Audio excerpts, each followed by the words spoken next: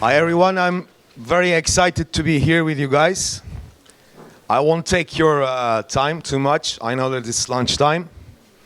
I'll start as soon as my pitch deck goes on.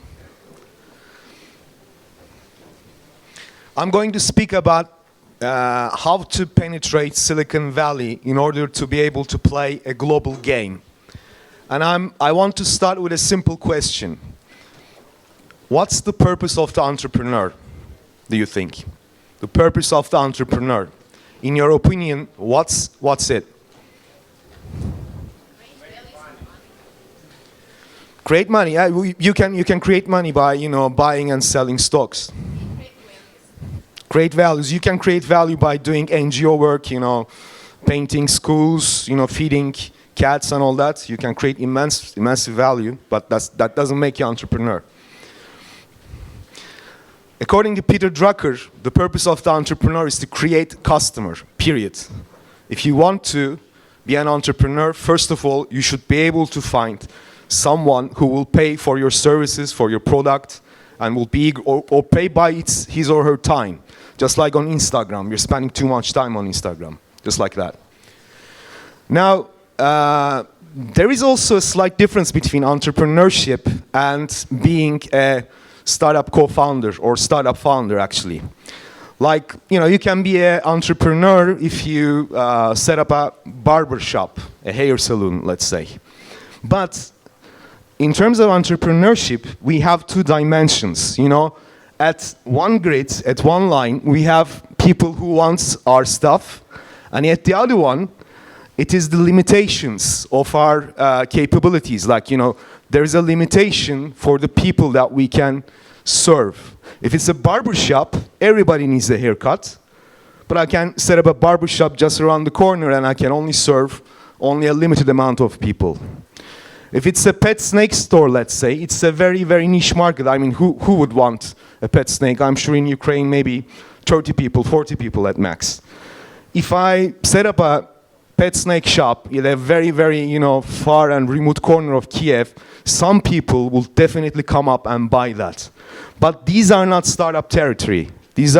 One is niche market, the other is something everybody wants, but it's not possible to deliver to everyone.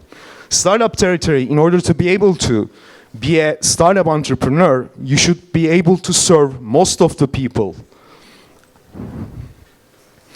So why do a software startup?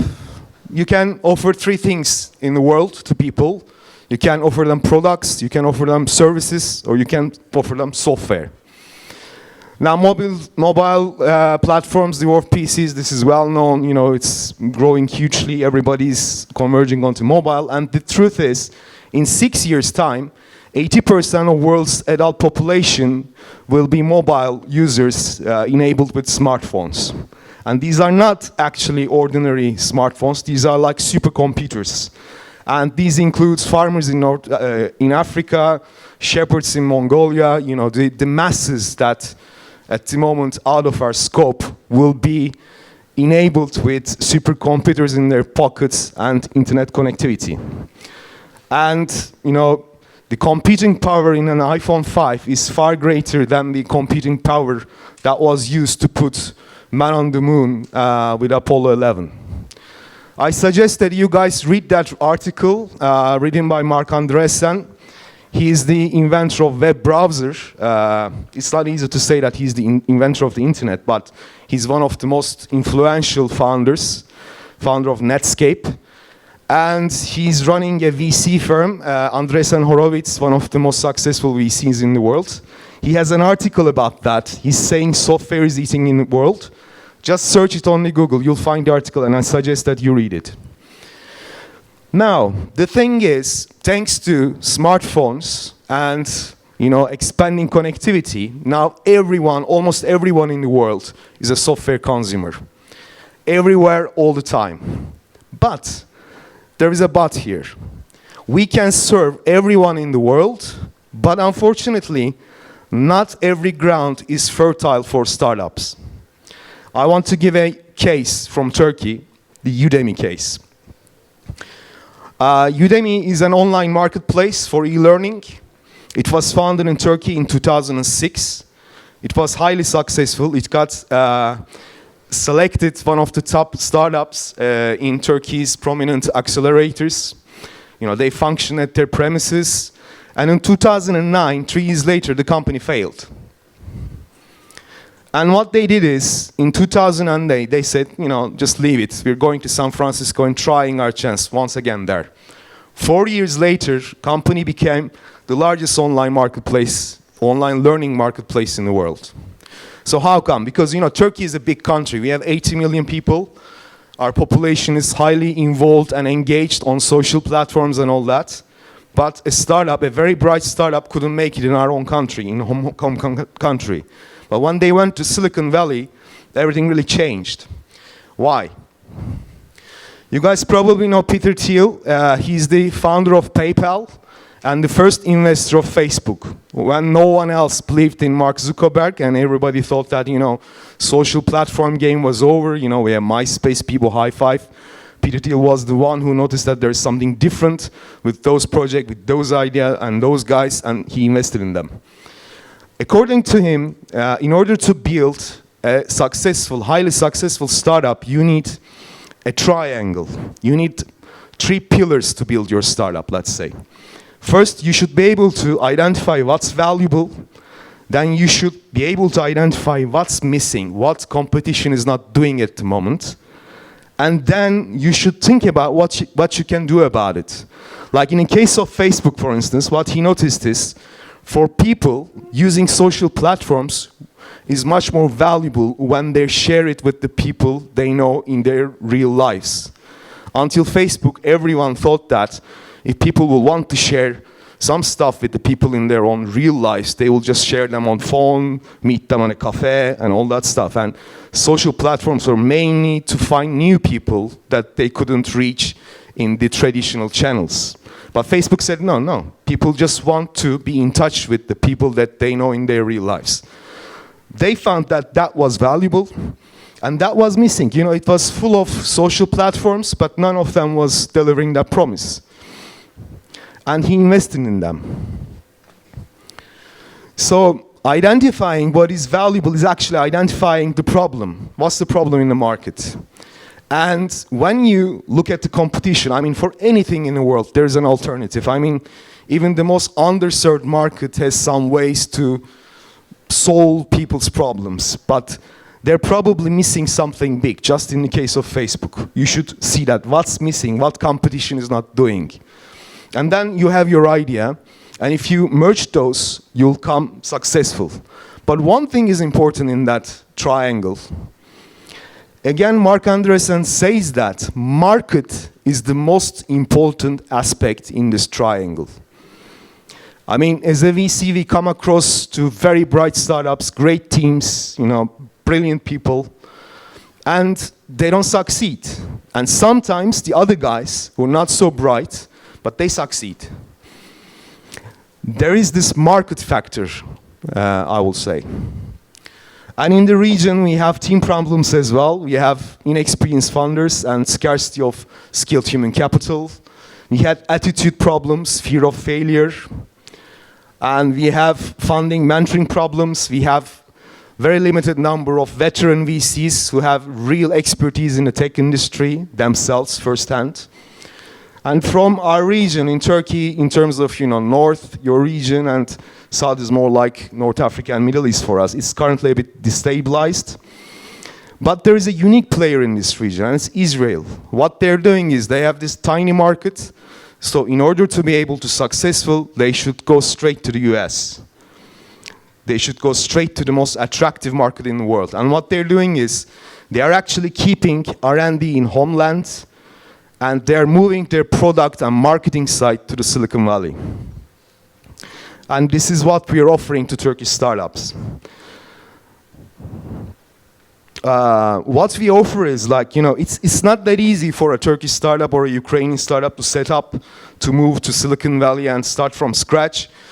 So accelerator programs might help, and Y Combinator is the, you know, top accelerator program in the world. I mean, so far they created $30 billion portfolio. You know, their successes, Airbnb, Dropbox, Stripe, and so on.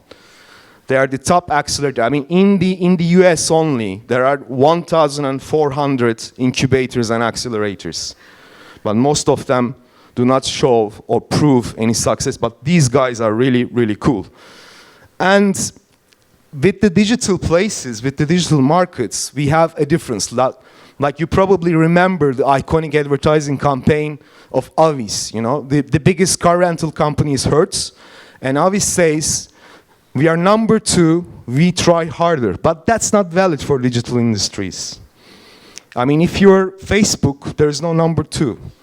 If you're Instagram, there is no number 2. I mean, those companies have identified a unique need in the market and captured it all. Okay, there are some, chances for B2B startups, let's say, by, less premium pricing and so on, but especially if you're heading for consumer, if you're heading for marketplaces with network effects, there is only winner takes it all effect, honestly. So we say that if a startup from the region, from Turkey, is cool enough to get into Y Combinator, that's actually a very good sign of global validation, we say. And once you get in, you have access to the best mentors in the world, Paul Graham, Peter Thiel, Sam Altman, and all that. You have global PR boost because you don't even need to do PR. You're a Y Combinator company. They got attracted to you because they think you're cool. You have access to huge VC money. I mean, far greater than the money available here. And if the money is far greater, VCs are more eager to spend much easily. It's a factor of the amount, basically. But it's very hard to get in. You have less than 2% admission chance. For Harvard University, for instance, admission chance is 2.2%. For Y Combinator, it's 1.9%. It's probably the hardest place to get in the world. And just as I told you, out of this 1,400 incubators, Kaufman just recently did a research and did not find signs of startup success with the help of incubators. But, I mean, if you're going to go to the States and use an accelerator as a gateway to Silicon Valley, just pick the top ones. Maybe AngelPad, Techstars, but most important of all, Y Combinator. They are not in the list because they position themselves differently. They probably did not want to get in the list anyway because they rule this game. Okay, how to get into Y Combinator? I'm going to give some tips and tricks. Even if you don't want to get into Y Combinator, these insights will help you a great deal while building your startup. So far, we trained 5 startups from Turkey for Y Combinator. 2 of them get accepted. One was in the winter batch of 2014, summer batch of 2014. One was in the previous winter batch of 2015. So I'm going to give you some first-hand insight and learnings through this experience. Well, first thing, while you're filling up the application form, or you're among this lucky 1.9% and you have the opportunity to get into the interview, the first thing that they check is the fact that are you making something people want? Now, they can check traction and all that, but they actually want to see the reason why and how you came up with this idea. They basically ask you what personal experience made you think about that idea. That's a common mistake in Turkey, and I presume in the region. We all start with an idea, a cool, that will be cool. This is a cool product idea, let's say. And then, startup founders just make a basic competition search. They try to find a similar project. Oh, nobody else did that. It's fine. Then they build a prototype, look for investor money, and then they go to customer. But in the Valley, it's done actually by observing the problem. Observing it firsthand, and then you come up with a solution to that problem. You build a prototype, an MVP, and you take the prototype to the consumer, to your customer. You iterate on top of that, you improve it non-stop, and then you build it, you show signs of traction, then you go to investor. So it's very important to start noticing problems And the best way is to find out, to go through your own problems. But it's okay, it's all fine if you observe other people's problems. For instance, one of the companies that we helped get in, Y Combinator, in summer 2014, actually, he observed his mother's problem. And he solved that problem. He observed it firsthand. He solved his mother's problem. I mean, this is anyway the case for successful companies, tech companies. Like Apple exists because Wozniak wanted a computer. Okay, Steve Jobs made it available to the masses. That's another idea. But he came with the personal computer idea when he saw Woz playing with his PC at his home. And you know, Google exists because Larry and Sergey was actually doing their PhD in Stanford University in physics. They were trying to find articles. They could not because Yahoo and other search engines, AltaVista and so on, were crap. So they actually built an algorithm to track the best articles that will help their research. They solved their own problem. And these are huge companies at the moment. But if you observe a problem while on the street, while on the internet, if you see other people's problems, first of all, you should make them your own problem. Like there is a case, for instance, HomeJoy is a marketplace for cleaners and for people who wants to get their home cleaned. Adora is one of their founders. She was a PhD candidate and she left school to build that startup. In order to understand the market dynamics, she went and cleaned houses for months. Now, there is a cultural difference as well. Like in Turkey, for instance, if a girl says that, hey, Dad, Mom, I'm quitting my PhD, I'm going to do a startup, and I'm going to go and clean other people's houses to get market insight. You know, but this is how those guys do it. Unless you don't do it your own problem, you will never see the real need, the real solution for that problem. The second is you should run experiments and you should read data non-stop. You should iterate on top of that. Because innovating is a product, is science, engineering, and art, and a combination of that. And throughout, you should deploy experiments. This is how, you know, YouTube started as a dating site. Facebook was a hot or not knockoff.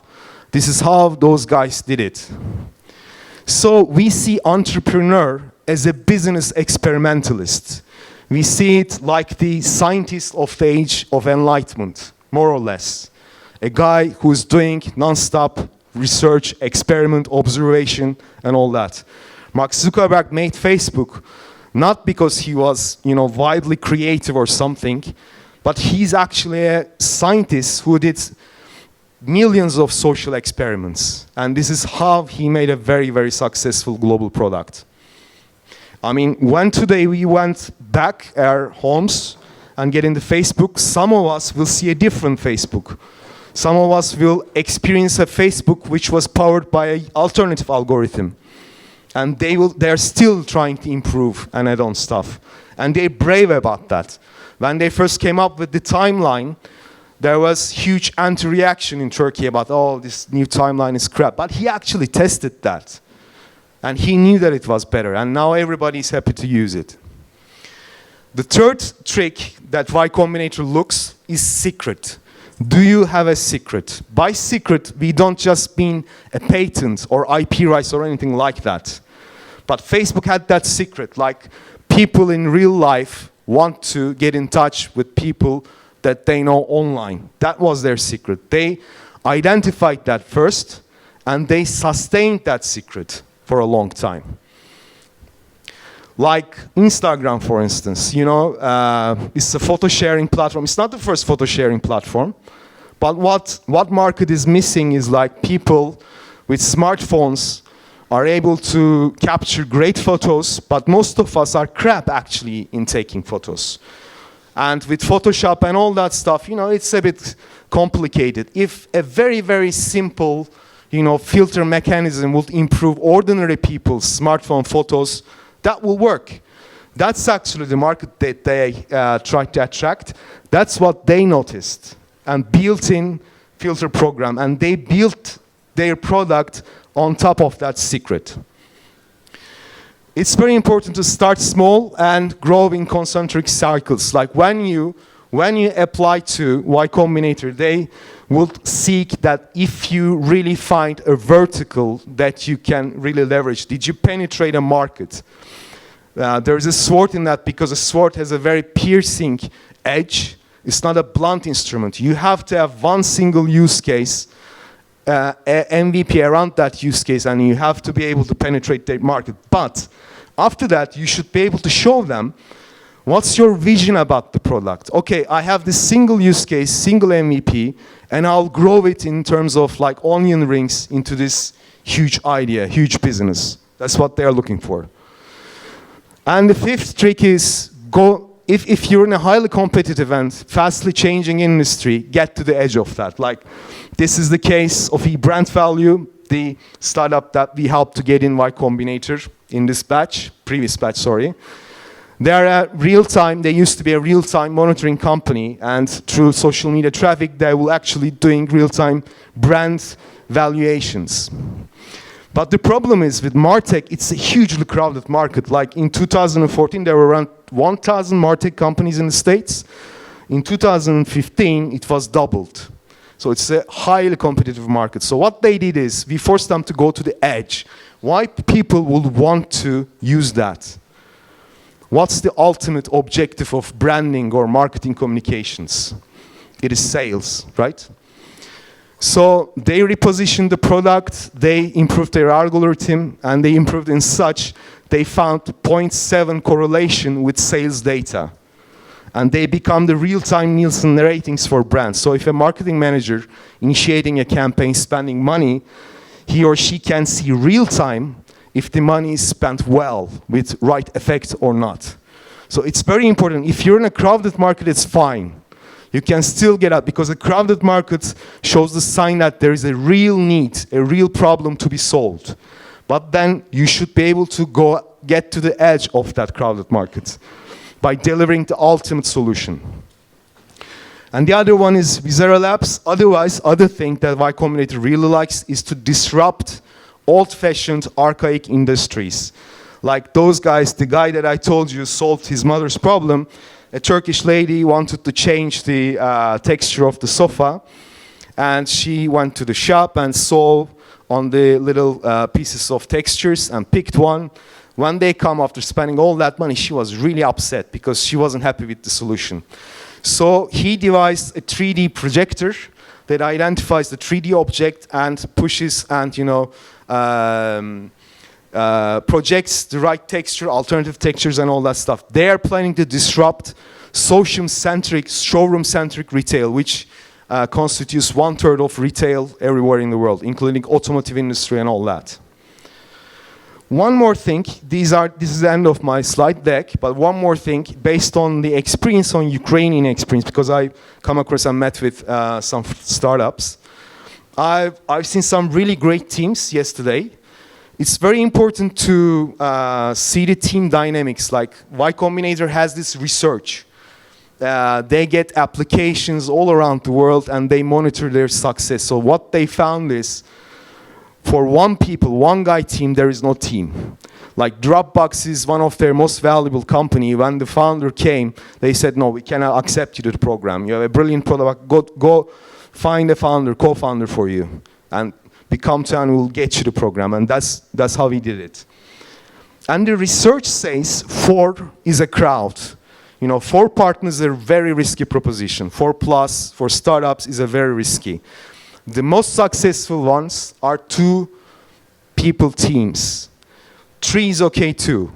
With 2, the basic teams, like you have this hacker, programmer, and the hustler, let's say marketer, and the designer, let's say. So if you're heading for a consumer application, a designer and a hacker might be a good team. A B2B, a hustler and a hacker would be a good team. But you have in Ukraine, in Kiev, you have this brilliant technical universities, and some of the teams that we come across yesterday, actually, there were 4 partners, 3 of them were hustlers. Like when we see a hustler, for the definition of hustler, the first thing is you should be able to find the best techie guy and convince him and make him your partner. Okay? Show importance to team dynamics, like 2 or 3 max, and there should be a really, really top techie guy in the team. Okay. Okay. Thank you.